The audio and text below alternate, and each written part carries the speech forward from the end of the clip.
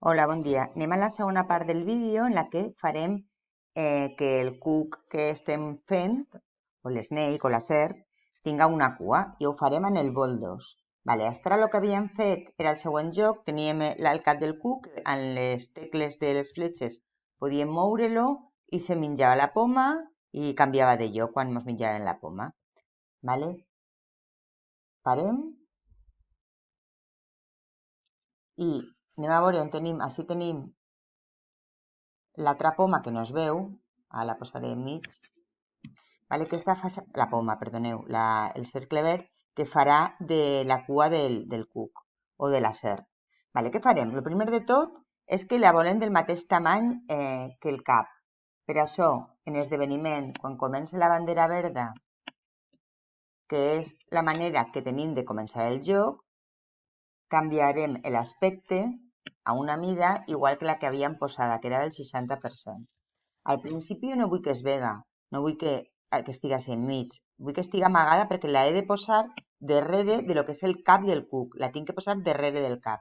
Com que al principi el que faig és que s'amague. Recordeu que sempre que estic posant ordres o creant el codi d'un sprite o personatge ha d'estar clicat, perquè si no ho estaré fent en un altre, ¿vale? I ara estic treballant en la cua. Bé, el primer de tot és que no s'ha de veure. Ui, ara sí que s'ha veurà amagat.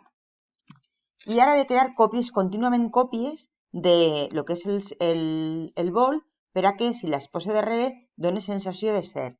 Per això n'hi ha una opció, bueno, primer, com he de ser contínuament, s'han de crear còpies, me'n vaig a control i agafe un per sempre. El per sempre és que sempre estarà fent l'ordre que jo poso enmig. I aquesta ordre, en control també tindreu a la part de baix, crear una còpia de jo mateix. Crear una còpia o crear un clon, que és el mateix.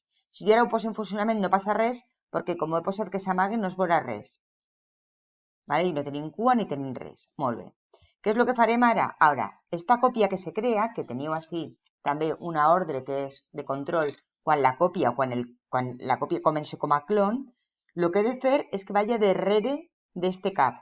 Com ho posaré? Me'n vaig a moviment i en moviment ja van utilitzar ves A, una posició aleatòria en la poma, però així no vull que una posició aleatòria, vull que una posició que sea al cap. Vull que vaya sempre, que cada còpia vaya on està el cap. I com tenim així que s'amague, que se mostre. Vale, ara veurem el que passa.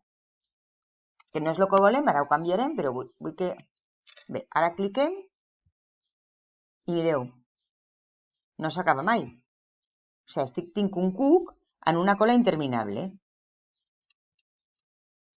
Bé, el que vull és que aquesta cola no sigui interminable, sinó que... Perquè el que està passant és que va posant boletes verdes darrere del cap contínuament. Aquests són els clons que jo he creat. Bé, el que vull és que s'esperi un poquet i que desapareixi, ¿vale? Que no sigui interminable. Com ho faré? Pues bueno, me'n vaig a control, a que espere uns segons, un segon és massa, pues no sé, vaig a provar en 0,15, a veure què passa, i que desapareguen. En aspecte, que este clon desaparega.